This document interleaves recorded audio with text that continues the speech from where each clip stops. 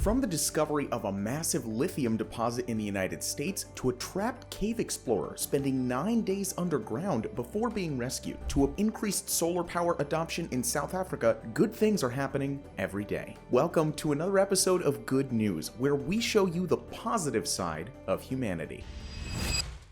We start off with a discovery that may solve one of the biggest problems in the world's search for clean energy: a lack of sufficient resources of lithium. A huge new deposit has been discovered in the Nevada-Oregon desert, housing an estimated 20 to 40 million tons in total. It's larger than the one found in the Bolivia salt flats, previously considered to be the largest in the world. What makes this discovery unique is the site. Lithium is deposited inside the crater of an ancient volcano, estimated to be around 16 million years old. But there's a catch. The volcano is located in sacred Native American land and is currently subject to a legal battle between the mining companies and the native tribes. Now, here's why this discovery matters so much. Lithium is a key component in the production of electrical vehicle batteries. Without it, an effective and swift transition to e-mobility will be just impossible. Before this discovery, it was estimated that we would see a massive shortage of lithium by 2025, which is just around the corner. And let me tell you, we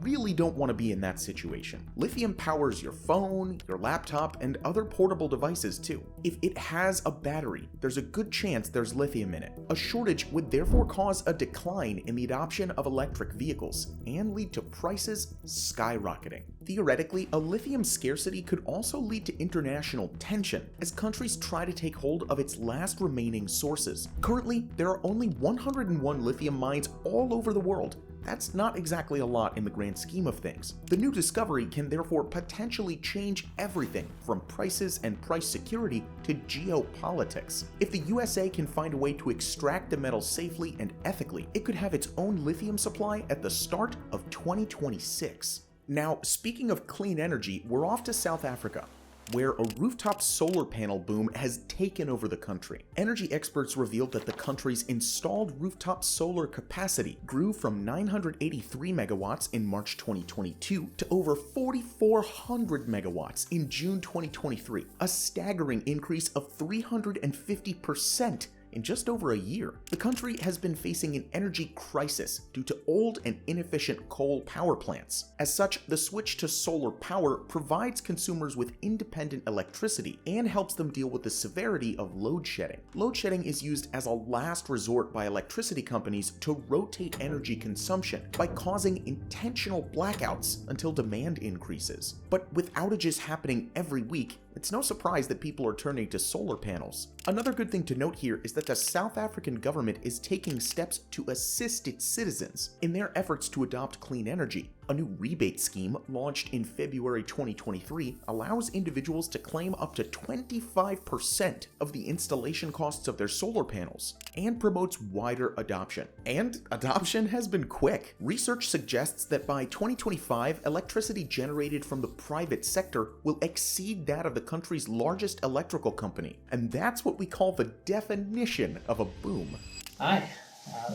Mark Dickey from Nearly 1,000 Meters. Our next story takes us underground to one of Turkey's deepest caves. In a complex rescue operation, American explorer Mark Dickey has been successfully rescued from Morja Cave after being trapped for over a week due to stomach problems. The rescue operation involved more than 200 workers and is considered one of the largest and most intricate ever conducted. Just before the accident, Dickey entered the cave with a group of explorers with one goal: to map out a previously unknown passage. But soon after they descended, he was struck by internal bleeding and left immobile. He then spent more than a week below the ground, all while being seriously ill and, as he said himself, very close to the edge. My consciousness started to get harder to hold on to, and I reached the point that I was like, I'm not gonna live. The cave, part of the Taurus mountain range in southern Turkey, reaches more than 1,300 meters below ground.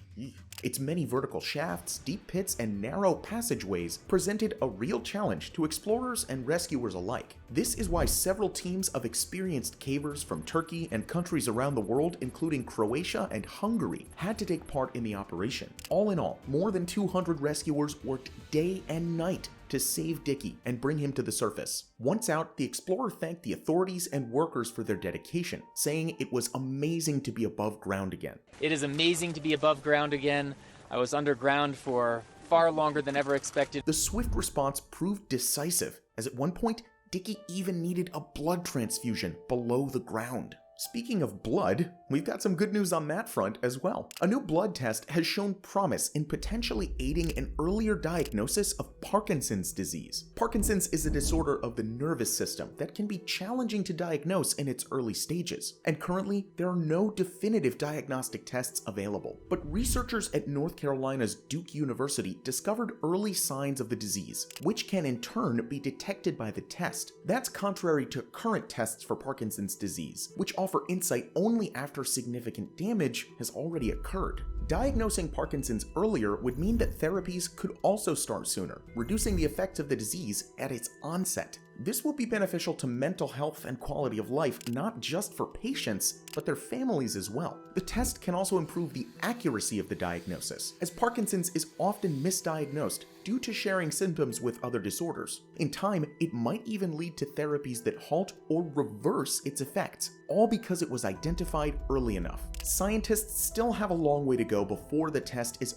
fully effective in differentiating Parkinson's from other similar conditions. But even so, this is a huge step in finding decisive treatment against this disease. In the final wholesome story of this episode, we change continents and move further south to Somaliland, where an app is teaching people how to read. It has some of the lowest literacy rates in the world, and it's estimated that only 40% of the population know how to read. Now, the Daris app is changing lives. According to its own data, more than 400,000 people have already learned to comprehend written text, including short stories. Developed by a Somali businessman as a means to give back, the app is completely free to use and can even work offline. This makes it perfect for Somaliland's remote areas, where access to education is non-existent. Without the need to attend classes physically, anyone can benefit from lessons, games, and quizzes. The Somaliland government and UNICEF launched an initiative in 2019 to improve education access, but progress has been slow, especially in isolated and rural communities. But technology has made everything easier. To give you an idea of its effects, the app has reduced the time needed to learn reading from 450 hours to just 50. And because it's a rare skill in Somaliland, acquiring it has unlocked new possibilities and job opportunities to many. It has also changed the lives of many women and girls who face significant educational barriers. With technology and dedication, though, a brighter future is now within reach. And there you have it, your weekly dose of feel-good news. Which one makes you hopeful for the future and why? Let us know in the comments below. If you want to see and hear more about other uplifting news, you should check out our last video and make sure to subscribe for more. Good things are everywhere, and we're here to show you. Thank you for watching, and we'll see you in the next episode.